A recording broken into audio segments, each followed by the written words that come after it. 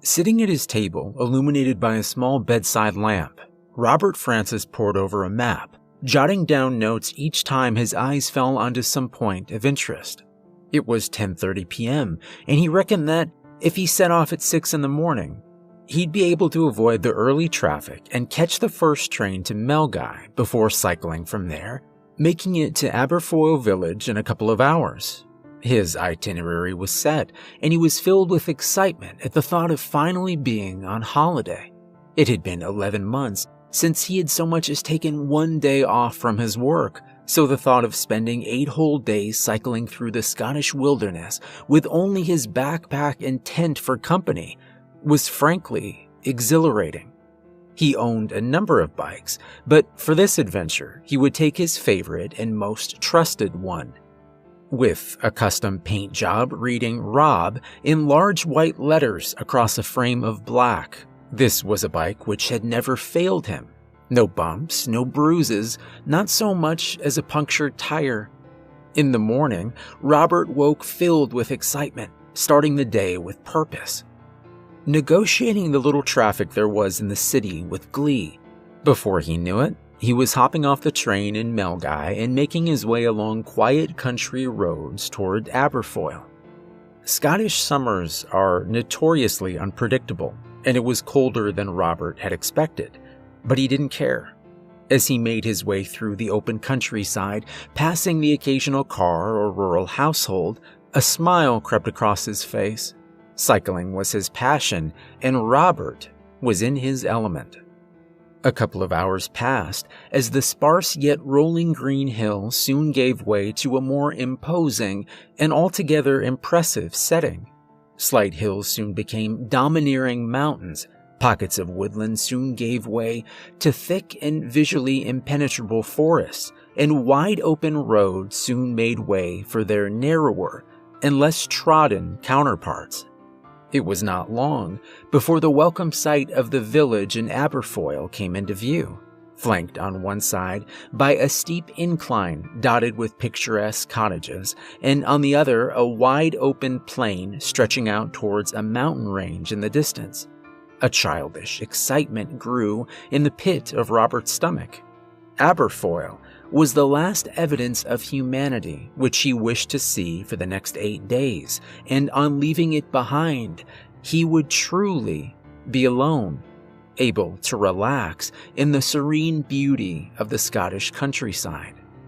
It was now on to Queen Elizabeth Park, one of Scotland's largest nature reserves, and into the true wilderness which it contained. After stretching his legs on the unusually deserted Aberfoyle Main Street, Robert embarked on the last leg of his journey for the day. Within minutes, he was out of that small innocuous town and into the unknown. For the past 3 months, he'd been in a quandary about where to go on his adventure. But when he passed over an old stone bridge with a babbling stream underneath like 1,000 voices whispering for attention, and found himself face to face with a forest which covered the hills, mountains, and valleys like a blanket, for as far as the eye could see, he knew he'd made the right decision. A dirt road cut through the labyrinth of trees, and it occurred to Robert that as he cycled farther into the reserve, the sun seemed to diminish with each mile, blocked by the huge pine trees on either side, as if light itself were an unwelcome visitor. By 6 o'clock, the sun was dipping toward a line of craggy mountains on the horizon. It was time for Robert to find a suitable place to camp for the night. He continued onward, struggling over uneven hills and patches of wet mud, scanning his surroundings for a suitable location to camp in. Finally, he spotted a small clearing in the forest not far from the road. Clambering through some thick underfoot and entangled bushes, Robert managed to haul his bike through the tree line and then into the clearing. It was a small pocket of grass, and several fallen trees were spread across the area, trees which Robert assumed had created the clearing in the first place. After finding a flat patch of grass, he set his tent up for the night, gathering some dry wood nearby, which he gleefully turned into a campfire with the aid of some lighter fluid and matches. Building fires was one of Robert's favorite parts of camping in remote areas. He often thought that there was something of an arsonist about himself, but that was a fact he only kept for his trips into the wild, and in any case he loved nature and was always careful not to harm it. Night fell, and unimpeded by the false light of man, the stars shone bright and bold. After a few hours of sitting next to the warm glow of the fire, Robert reluctantly turned in for the night, excited by the prospect of another day's adventure in the morning. In the early hours, the fire still smoldering and Robert still refreshed and rested, more so than he had been for many years. Packing up his belongings and making sure the fire was extinguished, he set off once again. It had rained slightly during the night, but thankfully the road was relatively dry. After cycling for another hour, Robert noticed a change in the landscape. It had become more unkempt, less constrained. The trees seemed closer together, and any occasional gaps in the forest scenery were filled by clearings and small fields, which had obviously been left unattended for countless years. Robert realized that he traveled far enough into the forest that he was now out of reach of even the park rangers who would normally maintain such a place. It seemed as though, beyond this point, the land had been neglected by its carers for some reason.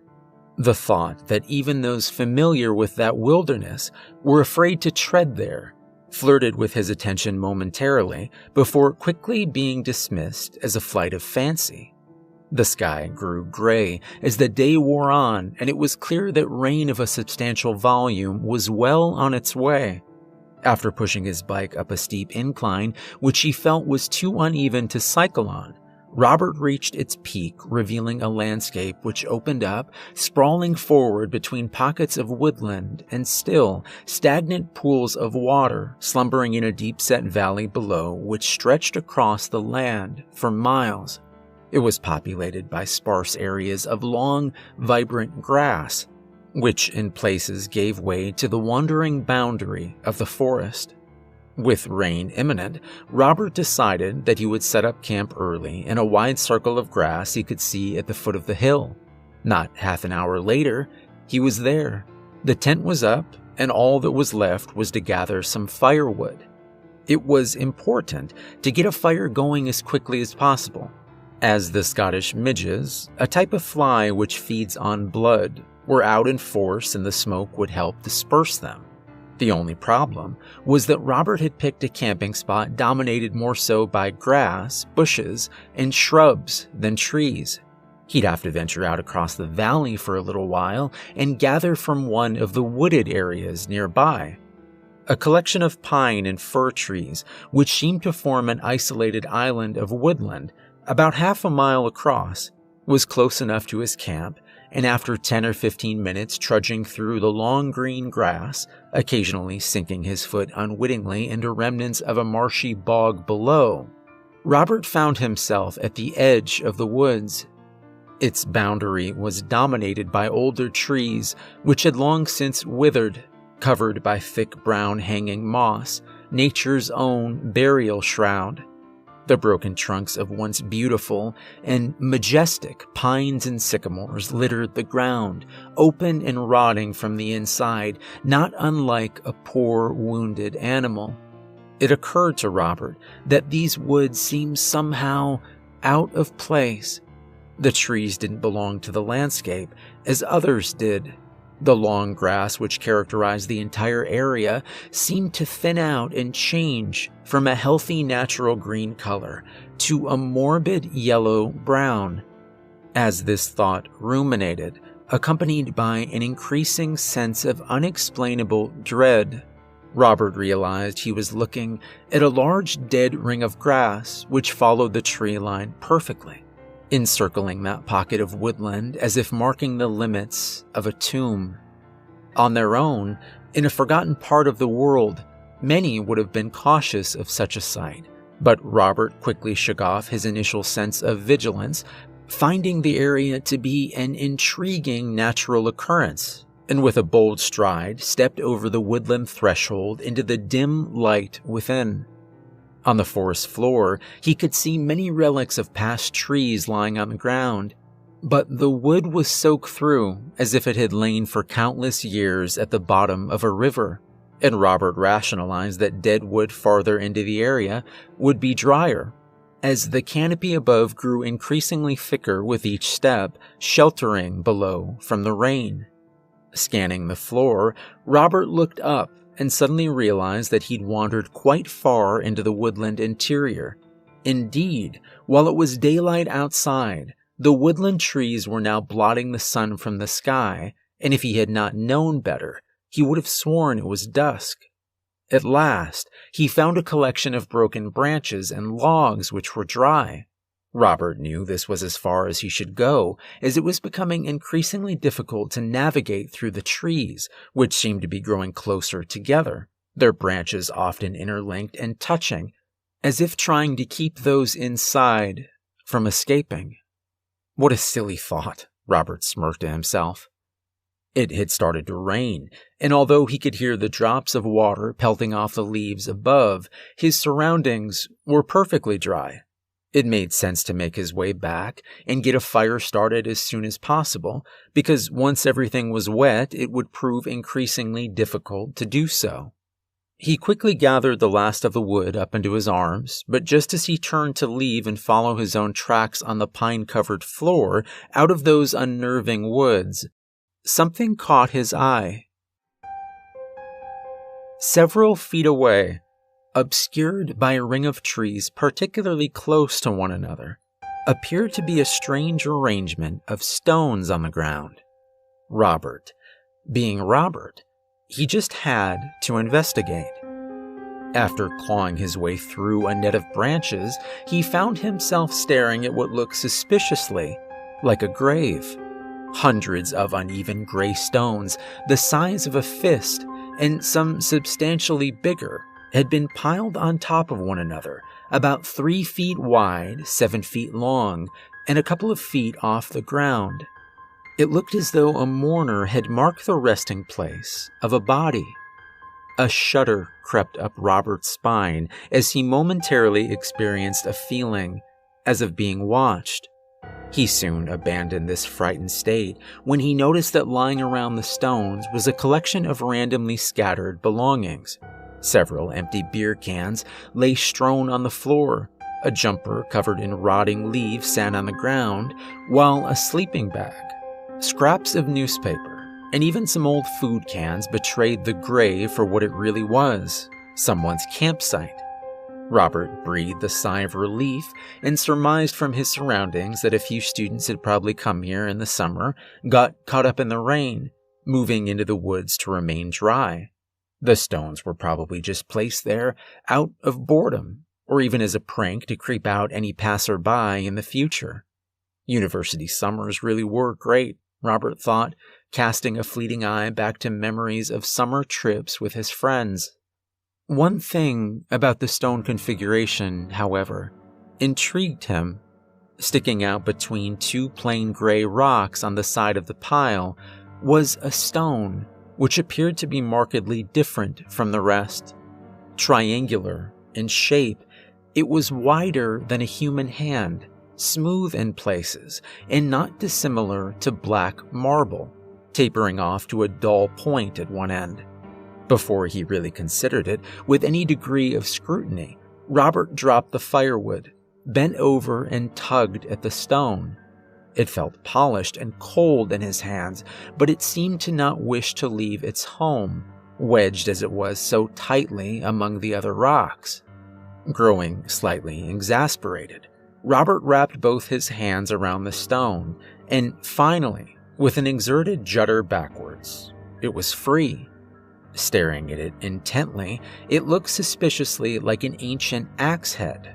Whether it was or not, Robert was not qualified to answer, but it certainly looked like a man-made object, and he could see chisel marks along its side. Perhaps the previous campers found it nearby, and then used the rock in their construction without knowing of its significance. Robert was excited by the prospect and knew instantly that on his return home he would ask a friend of his who had studied archaeology at university whether it was what he suspected. After examining the object for some time, Robert was reminded by the sound of rain above that he really should make his way back to his campsite. Pocketing the stone, he bent over to pick up the firewood, but as he did so, he heard a noise. It appeared as though one of the stones on the pile had slid off and landed on the ground. A creeping sense of unease slowly started to exert itself upon Robert's nerves. He quickly picked up the firewood, leaving the rest of the stones unmoved, and began to make his way back.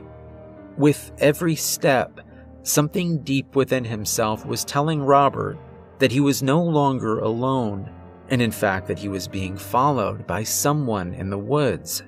But with every glance backwards, he could see nothing. A few times he even fancied that he heard the sound of twigs and pines cracking underfoot, but again, no one was there.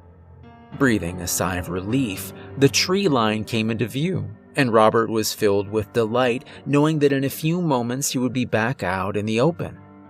But just before he reached the periphery of the woods, he heard a crack again.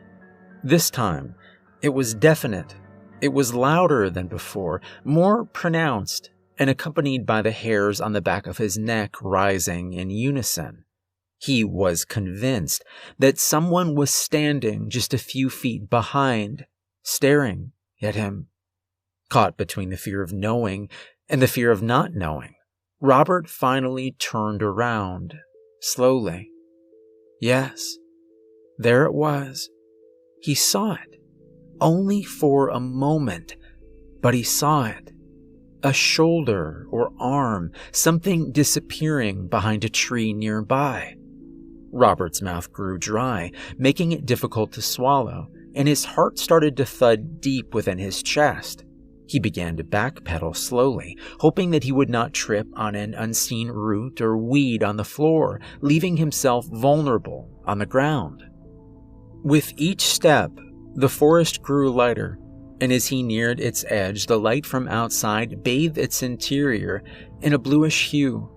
He did not take his eyes off of the large sycamore trunk where that shadowy figure seemed to be hiding. Not for one moment. It was peculiar, but an overpowering sense of safety out in the open dominated his thoughts. Normally, a person feels exposed and vulnerable in the open wilderness. But not Robert, at least not in that situation. As he edged slowly towards the grassy plain outside, the subtle foreboding sound of leaves rustling and swaying, almost in anger, progressed into a crescendo of noise. But there was no wind to gust, no breeze to disturb. There was only one conclusion to be reached. Something was moving. And then he was outside, out of the woods, away from whoever had been following. No, not following, stalking him. Robert was not a superstitious man.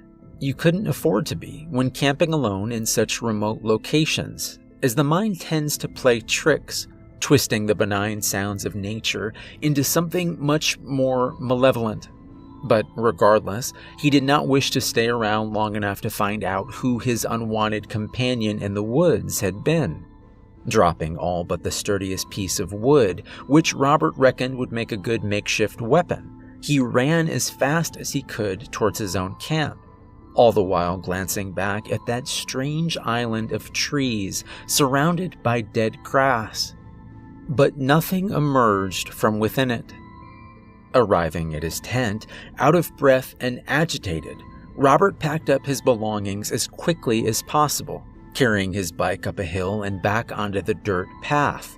Waiting not one moment longer, he cycled hard and fast, hoping to put as much distance between himself and that place and its strange resident, before finding somewhere safer and more welcoming to camp. The road was now nothing but a single track of mud which covered Robert in a shower of dirt every time his bike sloshed through an uneven depression in the ground. The weather was bitter, unusually so at that time of year, and the rain, accompanied now by a freezing wind, battered his face, making each foot of progress feel like 100. Robert tried to continue onward for as long as he could, hoping to leave the necessity of making camp until the last usable ray of sunlight. But after a couple of hours, the skies opened farther and the rain came down in sheets. He had to find shelter, and quickly. Robert concluded that he had put at least 15 or so miles of winding, difficult track between himself and that bizarre coven of trees. Regardless of whether it felt enough or not, it was simply impossible to continue due to the elements. On the left-hand side of the path, there was a rather steep drop which led down into a large field, but it would not provide the shelter Robert knew he required. To his right was a humble gradient of grass which rose up into another wood. Following his strange experience from earlier, some hesitancy did present itself to him, but he again dismissed this as preposterous, and after pulling his bike up through the grass, entered the forest. The torrential rain filtered through the tree canopy, and it took a while before Robert could locate a suitable spot to camp. Finding a large bush under several tightly knit fir trees, he pitched his tent there as the area remained relatively protected from the horrible weather outside in the open. Using some dried roots, grass, and twigs from the forest floor, he was able to start a small campfire, which allowed him to cook some food while raising his spirits. Night began to close in, and as the wind and rain diminished, the sound of sausages sizzling in a frying pan on the fire provided the first sense of well-being and comfort that he had experienced since the morning. Thinking over his experience in those woods, Robert began to rationalize the events. He'd found various belongings in there, a sleeping bag, clothes, food, and beer cans. It was obvious now that he just disturbed a fellow camper, someone who no doubt became frightened seeing another human being wandering around their campsite in the middle of nowhere. That must have been it. The man, and he was reasonably sure that it was a man from the little he'd seen of him, probably just hid behind the tree because he was simply scared or unnerved. Robert relaxed into a sigh of relief, but just as he did so, he slipped his hand into his jacket pocket. Touching its cold black surface, he'd completely forgotten about the unusual stone he'd picked up from that collection of oddly arranged rocks. Removing it from his jacket pocket and observing it in the low red light of the campfire, Robert was certain that it had been shaped by human hands. It felt old, ancient even, but he would wait to contact his archaeologist friend before getting his hopes up too much. He would have to admit, though, that the idea of finding a relic from the past was something which thrilled him deeply.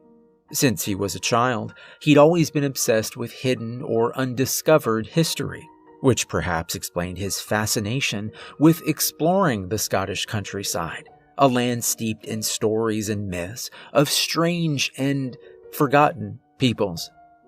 Above all else, he hoped that it was of Pictish origin, that mysterious indigenous people who vanished without a trace over 1,000 years ago.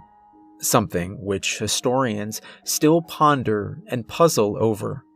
Of course, in all probability, it was a modern replica, but the romantic side of Robert's personality hoped that it was so much more, and enjoyed entertaining that hope.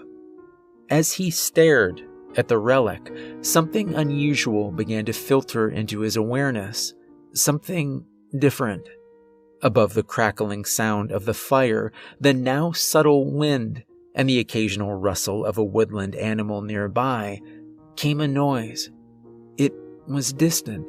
How far Robert could not tell, but it echoed out through the ridges and valleys nearby, scattering through the trees in the dark. It repeated again and again, with only a moment's pause before utterances, and it was an utterance of some description. An animal, perhaps? Robert could not identify it, despite his impressive knowledge of the local wildlife. The sound possessed strange characteristics of a creature unknown to him. In some ways, it was reminiscent of a bird of prey, parts high-pitched and shrieking, but under this lay a painful, wretched noise, more akin to that of a fox crying in the night looking for its young. That was it. Exactly. It sounded like it was looking for something. For the next 3 hours, Robert lay awake listening to the screeching noise ebb and flow as whatever was producing it moved closer, then farther away. As he eventually drifted towards sleep, the thought occurred to him that the movement of the sound was not unlike that of a search party, yelling and shouting, looking for someone lost in the wilderness, following a distinct search pattern. In the cold light of day, the noise was gone, and while Robert had accepted that what had scared him yesterday was simply a timid camper cautious of a stranger nearby, he could not shake a feeling of impending dread deep from the pit of his stomach. The day passed quickly, and while Robert made good progress, he did not do so with the delight that he had previously exhibited. Something toxic lay in his mind, just outside of his awareness, something which suffocated his spirits. That night again, he camped in a clearing, and yet again that same horrible shriek screamed out across the wilderness, looking for something lost, something precious. Shrieked with one subtle difference from the night before. It was closer. Sleep did not come easy once more, and Robert fancied that during the night he had heard footsteps nearby, but attributed these to the simple nocturnal wanderings of a lonely deer or stag. While the following day remained overcast and gray, the wind and rain were gone, both a distant memory but for the occasional accumulation of water on the dirt track. Robert moved onward, negotiating a network of paths while realizing that he had strayed far from his intended route at some juncture.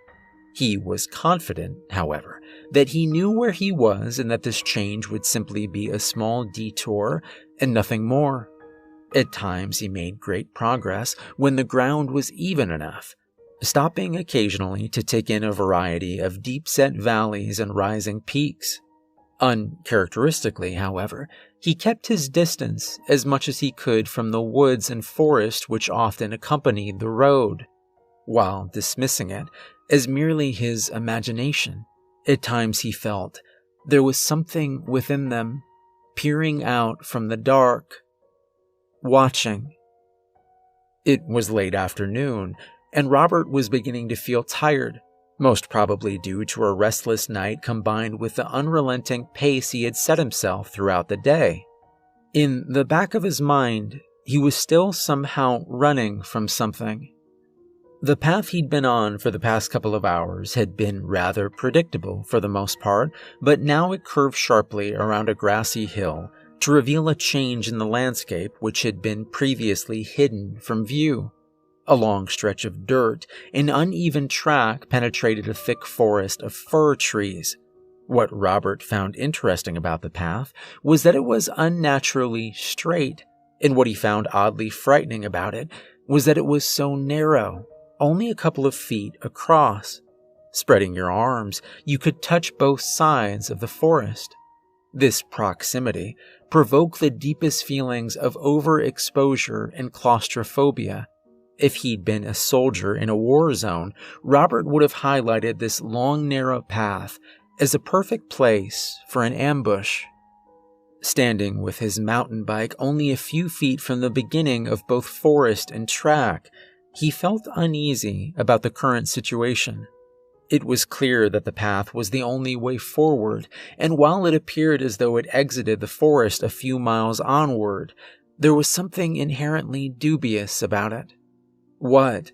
Robert could not tell, but he did feel that he did not wish to traverse it. Weighing upon the pros and cons, he realized that both the way he came and the unknown land ahead provoked trepidation in him. For that reason, he dismissed the sense of dread as a figment of his own overactive imagination, and with measured movement, slowly set off down the long, straight track, hoping to quickly pass in and out of the forest without incident. A black cloud hovered above, and as Robert negotiated the overly uneven path as quickly as he could, the feeling of foreboding which he had so nonchalantly dismissed began to ferment in his stomach, rising up through his body, forcing the hairs on his arms to stand on end. He kept his head down for the most part, occasionally glancing ahead at what he assumed was his exit in the distance. He just wanted to be through and out of that place as quickly as possible. Just over halfway down the path, an unnerving yet unwelcome familiarity overtook him, a sensation which had accompanied him for days, but now seemed to be sharper, grating more profoundly on his nerves, filling Robert's every thought, the feeling of being watched. Stopping for a moment to catch his breath, he tried as best he could to shake the unmovable sensation that he was not alone. The path stretched out ahead, and as is common among those who attempt to reach a goal or threshold, without thinking he looked back to measure his own progress. He'd managed to cover a substantial amount of the track's length, and was quite confident that in a short time he would escape that narrow stretch of dirt. But just as he turned to continue onward, something caught Robert's eye farther down the path in front of him.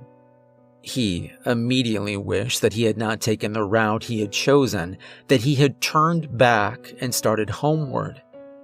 It was there, unmistakable, unwavering, and utterly paralyzing.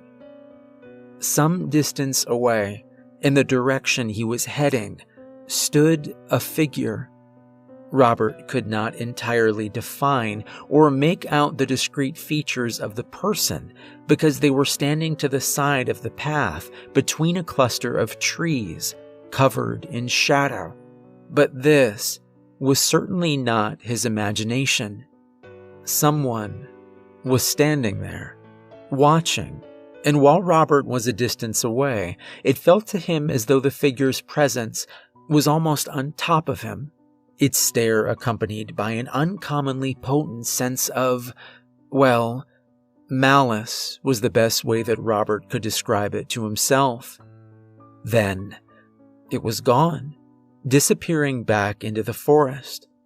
But the feeling of danger, of the necessity to flee, did not diminish or decline, but grew in intensity. The sound of something moving between the trees rang out across the emptiness, increasing in volume as it neared. Robert panicked, turned, and cycled as quickly as he could in the direction he had come. So eager was he to escape that narrow passage flanked on all sides by the impenetrable forest that he did not see a deep hole in the ground. The front wheel of his bike crashed into the depression, sending Robert flying over his handlebars, scraping along the ground. Dazed for a moment, the shambling sound of broken branches and displaced leaves which was nearly upon him quickly brought Robert's mind into focus. Blood dripped from a wound in his leg, and his arm was badly bruised from the impact. But all he cared about was escaping from that suffocating pathway, away from whoever seemed to be moving in the woods. Robert's beloved paint job across the etched letters "Rob" on the bike's frame had been scratched slightly in the crash, but that did not concern him. 2 spokes on the bike's front tire were broken, and that most certainly did. The last thing Robert needed was to be completely stranded there, so he would have to ride carefully and hope that the wheel would not buckle, lasting long enough to carry him home. Home. That was where exactly he wanted to go, as quickly as possible, and as he was now facing in the direction he had been traveling for days, There was no time like the present. The moving sound in the trees continued, and as Robert carefully, yet at pace, negotiated the broken ground, he hoped above all else that his trusted mountain bike would get him out of there. Despite his obvious advantage of speed, the sound seemed to be only moments behind, and as he came closer to the end of the forest path and out into the open, he heard a noise which chilled him to his very core.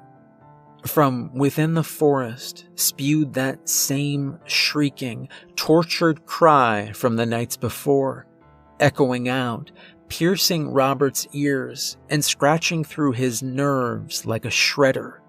Was it that figure who had been wandering near Robert's camp at night? Surely no human could make such a sound. Panicking, he increased his speed as the front tire of his bike wobbled and creaked under the pressure and strain. Finally, he was out of that narrow place, but Robert did not stop, cycling for hours without once looking back. Only when sure that his pursuer could not have followed did he stop to rest. Night was again drawing in, and now every sound, every smell, every part of what had always made the countryside fascinatingly inviting to him took on a new, ominous, and menacing form. He decided that tonight he would not set up camp. No fire, no tent. Robert was sure that the person following him had been able to do so because of the noise and light which had been made from night to night. It would not be pleasant. It would be cold, wet, and uncomfortable, but Robert wanted to make sure that he could not be tracked. There were various paths and dirt tracks in the area that he could have taken, but hopefully this man who was stalking him, for whatever reason he was doing it, would not be able to find him. Robert knew, of course, that his tire tracks could easily betray his location if his pursuer were smart enough to follow them. The bike marks were obvious. For this reason, Robert backtracked slightly off the path in an attempt to confuse anyone following, should the need arise.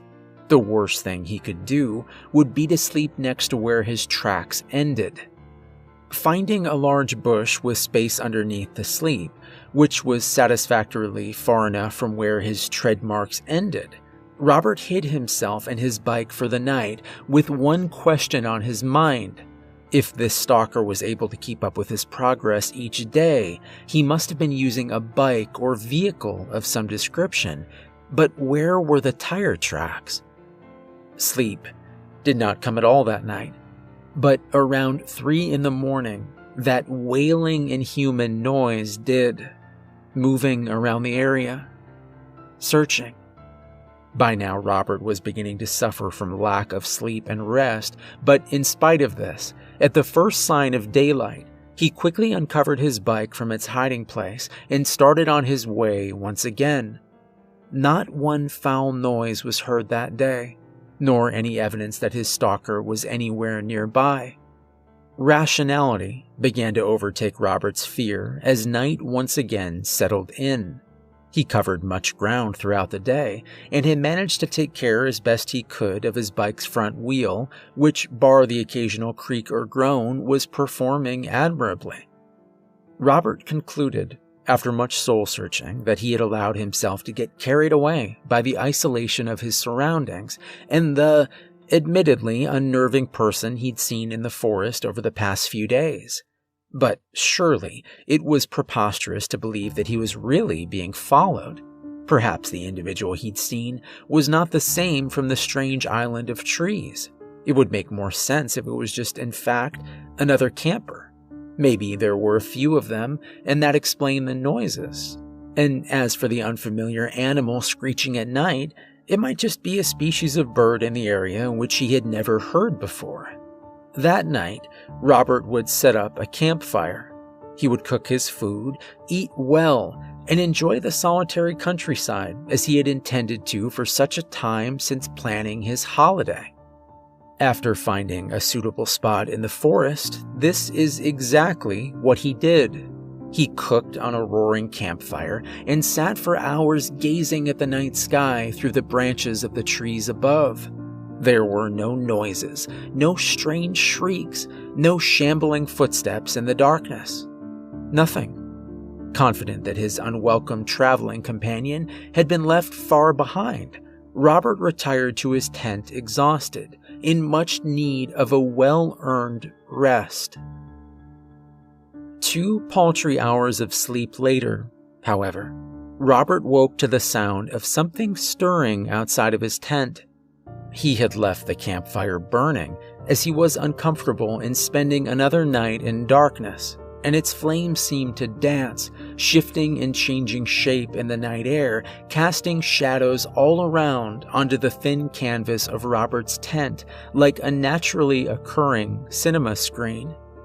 Casting one shadow in particular, the shadow of someone sitting by the fire. Robert froze, his mouth went dry, and his breathing became shallow and anxious. He could not believe that he'd been so stupid to persuade himself that no one was following him.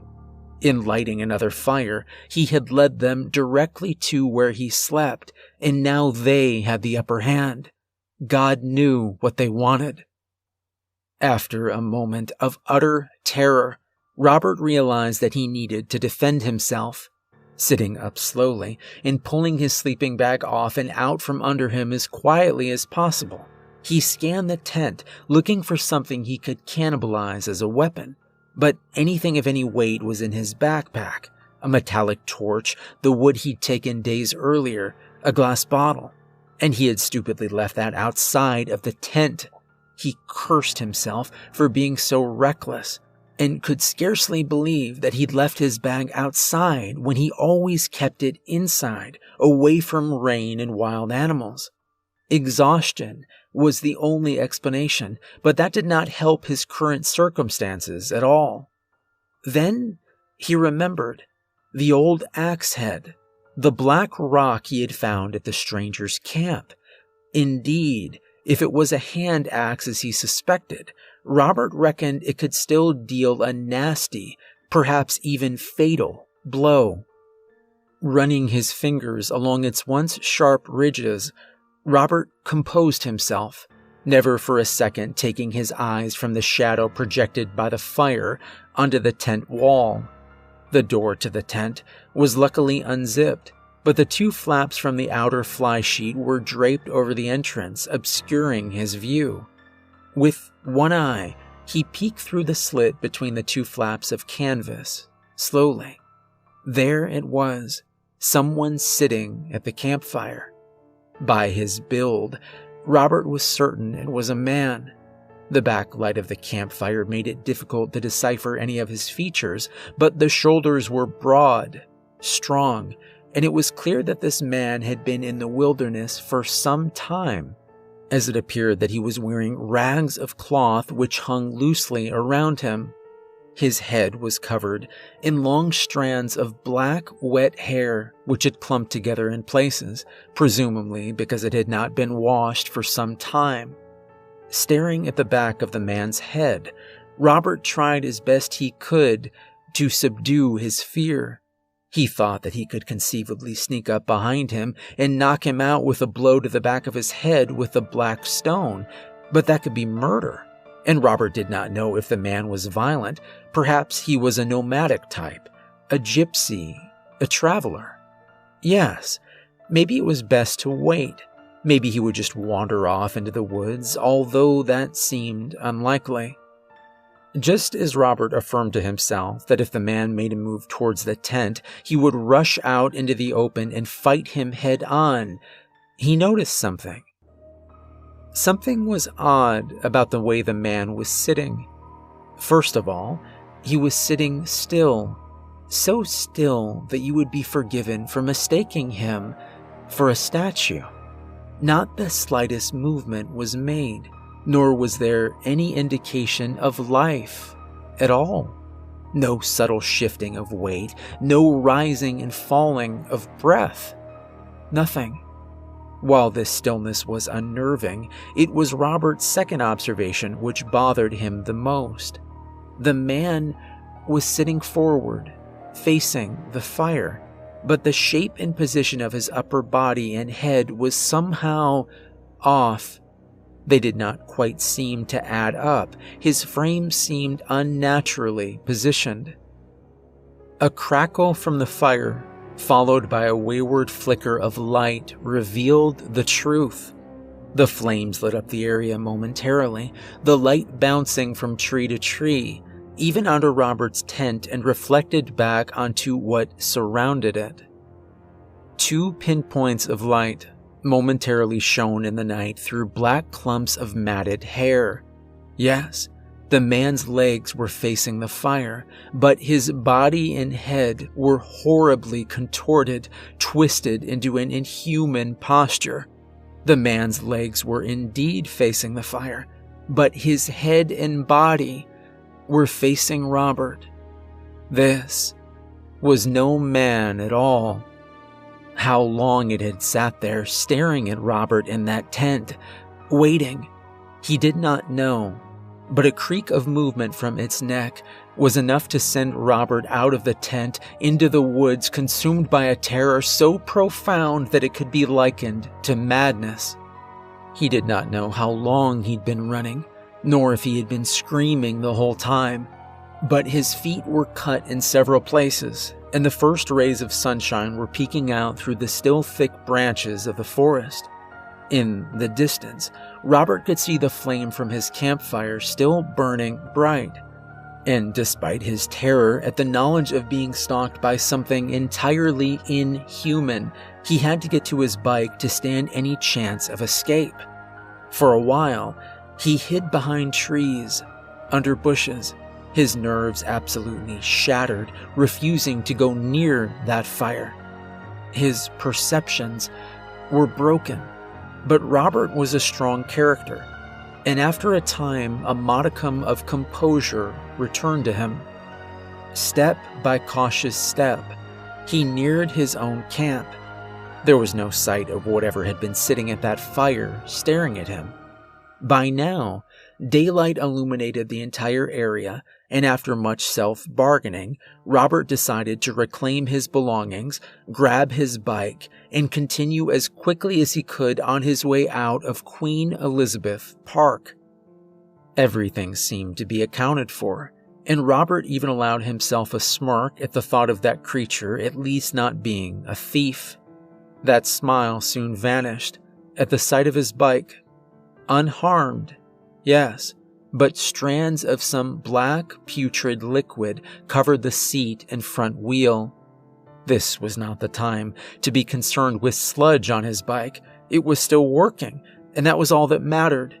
Had it been a week earlier, Robert would have been angry about the slightest scratch to his beloved mountain bike, but now he just cared about it getting him home, or at least back to Aberfoyle Village, to civilization. After cleaning the liquid off and packing up his tent, Robert once more continued onward as fast as he could. Robert reckoned, with a hard push, that he could be out of that horrid place in a day and a half as long as he took minimal rest and cycled for the duration of available light. The weather was not exactly ideal, but while rain occasionally came, it quickly disappeared, leaving long stretches of the journey clear from the wearing effects of the elements. As the day progressed, so did Robert's unease. He felt oppressed on all sides, as if he was running from something terrible, yet nearing an undefined danger. A horrible realization bubbled up from his subconscious. What if that thing followed him all the way home? As that thought swirled around in his mind, he passed over the crest of a hill and down again, suddenly realizing what was wrong, and while he was feeling so much ease about what lay ahead, a gulf in the land opened up before him. Pockets of stagnant water lay strewn between stretches of marshland and long grass, and in the center, there it lay, that horrible island of wretchedness. It was the woods where Robert had first seen his pursuer.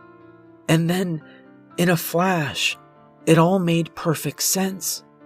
Call it superstition, call it blind stupidity. Whatever you would call it, Robert knew that he did not wish to see that twisted man again.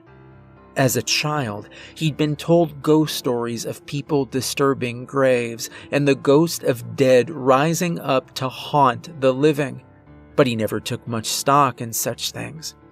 Not until now. What he did know was that he had inadvertently triggered the whole terrifying ordeal. He had taken something which did not belong to him. After hiding his bike in the long grass, Robert trudged towards that isolated pocket of woodland where what he now knew to be a grave lay, minus one oddly shaped black stone. He half expected for that thing to be sitting next to its resting place, but while there were a number of strange noises and movements between the trees, there was no sign of Robert's unwelcome guest. He assumed it was still out there, looking for him. Finally, he found the grave, that elongated pattern of stacked rocks and stones. After locating the gap where he had torn the black stone from, Robert wedged it back in as hard as he could. A noise echoed from the other side of the woods, and Robert did not wish to hang around to find out what it was. Running as fast as he could over roots, mud, leaves, and fallen branches, he jumped out of that dark place into the open outdoors, filled with a sense of accomplishment and utter relief. It was not long before he was back on the dirt path, moving forward on his bike in search of one more place to sleep for the night, then home the next day. A weight had been lifted from Robert's shoulders. He knew he had unwittingly disturbed something unimaginable, unfathomable, but by returning that which he had taken, he had narrowly escaped what he assumed would have been a terrible fate. Death, or perhaps worse. There was no explanation of this feeling of elation and survival. He just knew deep down that he had righted his wrong. That night, Robert lay in his tent. It was dark, as he had decided against a campfire, just to be on the safe side. He was confident that he would be left alone, however, and took great comfort in knowing that he was safe, while looking forward to the next day and the comfort of home. That was a funny thought. A man who had always adored the countryside, detesting the humdrum of daily city life, looking forward to a couch, a television, a beer, and a warm bed. Next year he would holiday at a sunny resort, lie on a beach for a couple of weeks, one preferably far removed from his homeland. Robert closed his eyes with a smile on his face. The noise which he had heard outside for so many nights suddenly screeched at a blood-curdling and overpowering volume. Without having to open his eyes, Robert knew the sound did not come from the woods. It came from inside the tent. Robert Francis was never seen or heard from again. Scotland is old. It has an ancient and hidden history of peoples and places long forgotten, but perhaps some trace remains, isolated and alone in the bitter wilderness. So should you ever wish to wander the hills, forest, or lochs of this old country, bear one thing in mind. If you find a collection of stones heaped together, not unlike a grave, and they are surrounded by trinkets of modernity, a sleeping bag, food cans, or perhaps even an old bike with the name Rob etched into it, walk on. Do not look back. Do not touch anything, whether it is an unusual black stone or a simple piece of forest wood. Above all else, most certainly never take a souvenir, for those who lie in slumber nearby may just take one from you.